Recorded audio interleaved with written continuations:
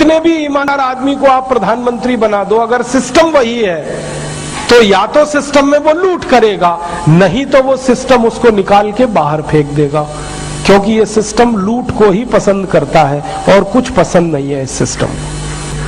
अंग्रेजों ने इस लूट की व्यवस्था को कायम रखने के लिए 34,735 कानून बनाए थे।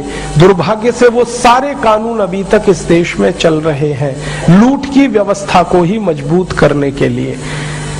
अब हम क्या कर रहे हैं? 63 साल से हम क्या कर रहे हैं कि लूट की इस व्यवस्था को नहीं बदल रहे हैं। लूट करने वाले जो अधिकारी हैं, प्रधानमंत्री, मुख्यमंत्री आदि आदि बदल रहे हैं हम, वो नए नए लुटेरे पैदा हो रहे हैं। व्यवस्था नहीं बदली हमने, व्यवस्था को चलाने वाले कुछ नेताओं को बदला।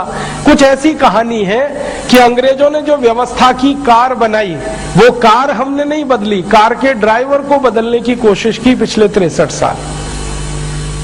एक बार ड्राइविंग सीट पे पंडित नेहरू को बिठा दिया, दूसरी बार ड्राइविंग सीट पे इंदिरा गांधी को बिठा दिया, फिर राजीव गांधी को बिठा दिया, फिर नरसिम्हा राव को बिठा दिया, फिर मनमोहन सिंह, देवेगौड़ा, इंद्र कुमार गुजराल और अभी अटल बिहारी वाजपेयी थोड़े दिन तक थे। कार वही चल रही है अंग्रेजों के जमाने वाली, ड्राइवर बदल रहे हैं, तो होने वाला क्या है?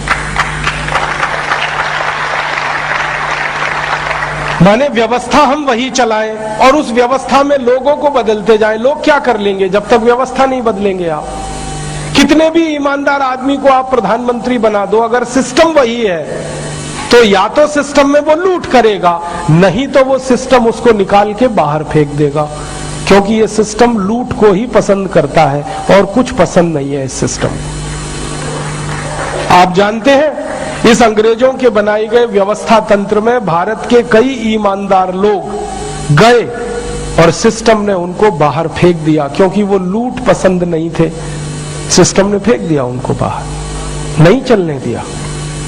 दो नाम तो आपके सामने हैं, एक थे श्री लाल बहादुर शास्त्री और दूसरे थे श्री मोरारजी देसाई। दोनों ऐसे प्रधानमंत्री थे जिनकी ईमानदारी की कसम खाई जा सकती है। शास्त्री जी जब प्रधानमंत्री बने थे ना, तो धोती फटी हुई थी उनकी, जब उन्होंने शपथ ग्रहण की थी, फटी हुई धोती में शपथ ग्रहण की थी। और पता चला कि उनके पास 2 ही धोतियां थी और 2 ही कुर्ते थे जब वो प्रधानमंत्री बने। तो किसी ने कहा कि अब तो प्रधानमंत्री हो गए, किसी ने क्या, उनकी धर्मपत्नी ने कहा था अब तो नई धोती ले लो। तो उनका ये कहना था कि करोड़ों भारत के किसान फटी हुई धोती जब तक पहनते रहते हैं, मुझे नई धोती पहनने का अधिकार नहीं है।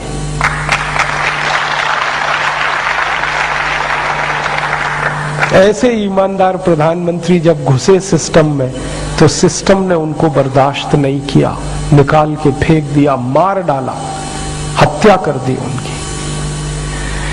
अब तक सारी दुनिया को यह बताया गया कि शास्त्री जी की मृत्यु हुई थी हृदयघात से, और मैं 20 साल से ये चिल्ला रहा हूं। मेरी पुरानी कैसेट अगर आप पढ़ सुन लें तो उसमें आपको पता चलेगा कि वो मरे नहीं थे, हत्या की गई थी उनकी, मर्डर था। क्योंकि रूस में ताशकंद में जब वो गए पाकिस्तान से समझौता करने के लिए, तो शाम तक वो स्वस्थ थे और रात को अचानक से मर गए। तो भारत में जब रिपोर्ट रिलीज हुई थी तो ये कहा गया था कि उनको हार्ट अटैक हुआ। हार्ट अटैक उनको हो नहीं सकता क्योंकि बीपी उनका नॉर्मल था, शुगर उनको थी नहीं, ब्लड प्रेशर उनको था नहीं, हाइपरटेंशन था नहीं, हाइपोटेंशन था नहीं, शुगर थी नहीं, अटैक हो ही नहीं सकता। कोलेस्ट्रॉल नॉर्मल था, ट्राइग्लिसराइड नॉर्मल थे। जब वो गए थे तो उस समय उनके सारे चेकअप हुए थे, उसकी रिपोर्ट दिल्ली में दर्ज है, वो सब मैंने देखी है। वहां तो ये हुआ था कि रात में जब उन्होंने बातचीत पूरी की पाकिस्तान के साथ, तो उनका एक रसोइया उनके साथ रहता था हमेशा, जिसको वो साथ लेके जाते थे, और उनका नियम था कि किसी दूसरे के हाथ का बना हुआ खाना नहीं खाते थे, वो रसोइये के हाथ का ही खाते थे। उनके रसोइये का ताशकंद में अपहरण हुआ, कुछ लोग उसको पकड़ के ले गए और उस रसोइये की जगह पर एक दूसरे व्यक्ति को रसोइया बना दिया गया। और शास्त्री जी अक्सर रात को दूध पीते थे, खाना नहीं खाते थे अक्सर। रात का खाना उन्होंने तब से छोड़ा हुआ था जब से अमेरिका के साथ उन्होंने एक समझौता रद्द किया था। अमेरिका से आप जानते हैं लाल रंग का गेहूं आता था PL 480 योजना के तहत, शास्त्री जी ने वो गेहूं लेना बंद कर दिया था, तो देश में गेहूं की कमी आ गई थी। तो देश के लोगों को शास्त्री जी ने अपील की थी कि गेहूं की कमी है और मैं अपमानजनक शर्तों पर अमेरिका से गेहूं नहीं ले सकता, तो सारा देश मेरी मदद करे, सप्ताह में एक दिन लोग व्रत करें, उपवास करें। तो भारत के करोड़ों लोगों ने सोमवार को व्रत रखना शुरू कर दिया था। ऐसे थे शास्त्री जी। और जब लोगों को व्रत करवाया तो खुद भी व्रत करते थे, तो शाम का खाना नहीं खाते थे, खाली दूध पी के सोते थे। तो रात को उनके दूध में जहर मिला दिया गया। और किसने मिलाया? नकली रसोइया जो उनका रखा गया, असली रसोइयों का अपहरण करके, और उनके असली रसोइये की बाद में हत्या की गई थी। ये सारे सबूत भारत सरकार के पास है, लेकिन सरकार इनको लोगों को बताने से डरती है, क्योंकि उस हत्या में ऐसे कई बड़े लोगों का हाथ है कि जिनके चेहरे खुल जाए तो शक्ल दिखाना मुश्किल हो जाएगा।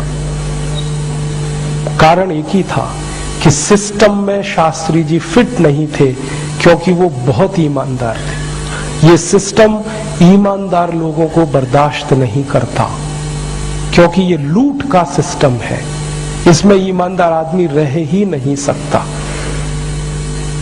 और दूसरा उदाहरण मोरारजी देसाई का है, जिनकी सरकार 2.25 साल भी नहीं चल पाई और गिरा दी गई। तो लूट के सिस्टम में तो लुटेरा ही फिट बैठेगा। आप ये जान लो कि इस लूट के सिस्टम में कोई 10 साल, 15 साल, 20 साल राज कर रहा है, तो वो सिस्टम के साथ चल रहा है, इसलिए 15-20 साल राज कर रहा है। क्योंकि सिस्टम लूट रहा है तो वो भी लूट रहा है, बस अंतर इतना है कि उसमें बंदर बांट हो रही है। और सिस्टम के साथ जो अच्छे से बंदर बांट कर लेगा, उसी की नौकरी, उसी की सिस्टम में डिमांड 15 साल, 20 साल तक रहेगी। तो आप समझ लो, कोई 5 साल मुख्यमंत्री रह गया, कोई 10 साल, कोई 15 साल। कारण क्या? उसने भी लूटा, सिस्टम को भी दिया, इसलिए रह गया। ईमानदार को तो ये सिस्टम रहने ही नहीं देता। अब हमारे सामने गंभीर प्रश्न है, यक्ष प्रश्न है। वो ये है कि ये लूट की व्यवस्था जैसे चल रही है, इसको ऐसे ही चलने दिया जाए। अंग्रेजों ने जो लूट का तंत्र बनाया, इसको ऐसे ही बने रहने दिया जाए, और जैसे अब तक लूटा है आगे भी ये देश लूटता रहे। एक तो ये रास्ता है, और हमारे देश में बहुत लोग हैं जो इस रास्ते पर चलना पसंद करते हैं। वो ये कहते हैं तुमको क्या पड़ी है, चलने दो ना जैसे चल रहा है। बहुत लोग तो मुझे भी सुझाव देते हैं, तुम भी यार आ जाओ ना इसी सिस्टम में। हाँ,